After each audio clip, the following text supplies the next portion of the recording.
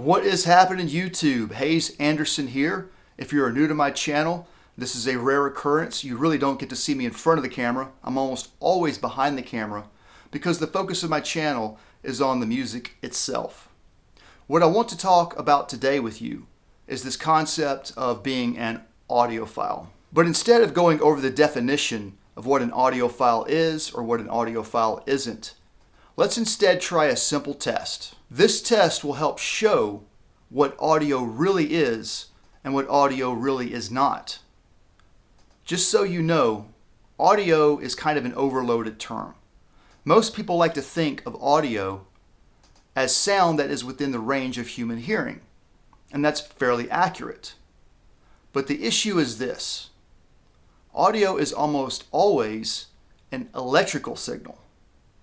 So if we're talking about an electrical audio signal, that is not sound. Oh, you just started a Star Wars. So I know what you're saying already. Wait, you're totally wrong. You're totally wrong. Audio is sound, man. It's got to be, right? What are you talking about? And I'm talking about my tone. My tone is so important and so precious here. So I need to make sure that my tone is preserved.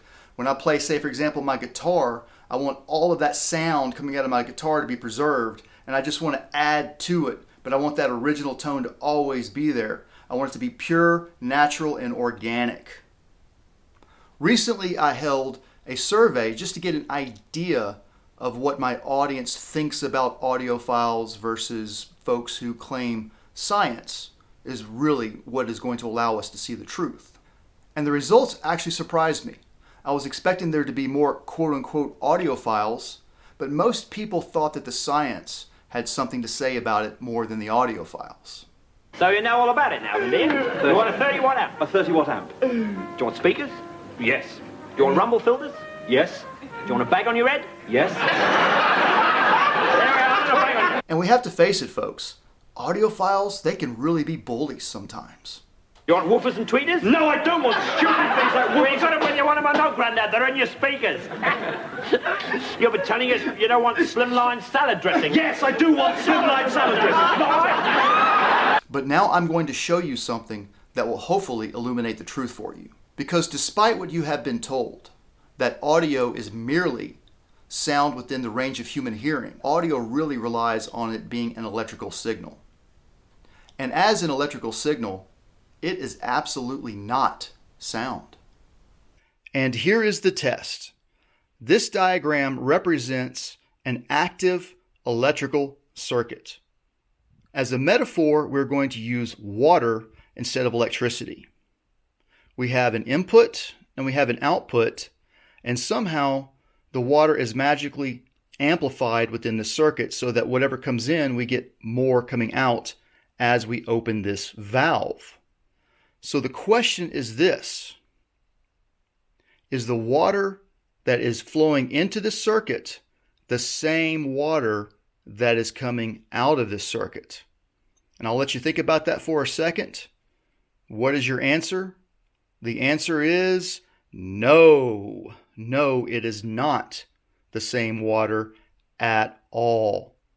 Ask yourself this question: how can this be the same water going out that is coming into the circuit?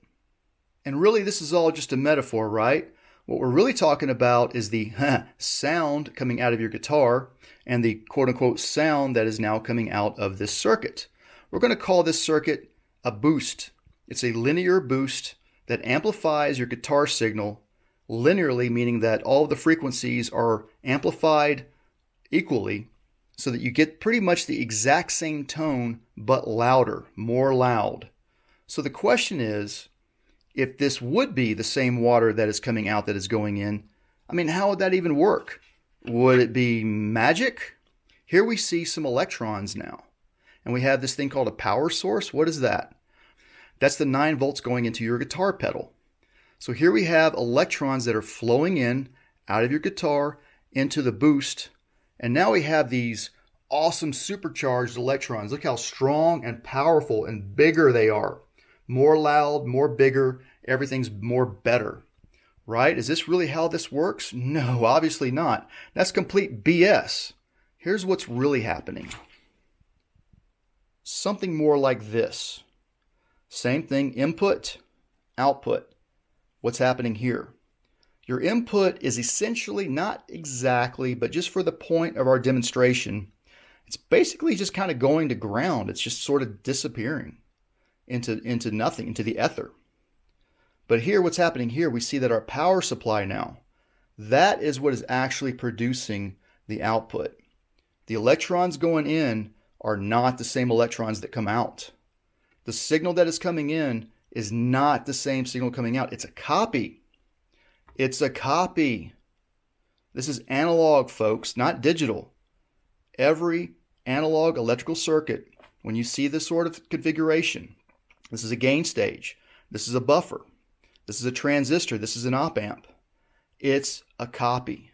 So in conclusion, I do not want to blame audiophiles for this. It's really not their fault. What lies in the fault is the fact that our ears are really terrible instruments themselves. They're one of the worst of the 5 senses that we have in terms of picking up the natural world and transducing it into what we perceive. So the point of this video is not to point fingers at audiophiles, but rather just to unveil the truth so that you can understand for yourself what you are doing when you add, say, a fuzz pedal or even a delay pedal. Does it really matter if it's analog or digital, if it sounds good to your ears? Because our ears are such flawed tools, we can only rely on them. We do have science, and if you can hear it, you can see it on an oscilloscope. A lot of people refuse to believe that a simple sine wave is all it takes to determine linearity of an amplification and how much total harmonic distortion is being produced. But it's true. That's all we need. If you can hear it, you can see it. If you can see it, you can explain it. But if you can only hear it, it will always remain a mystery. Thank you, friends, for watching. We'll see you next time.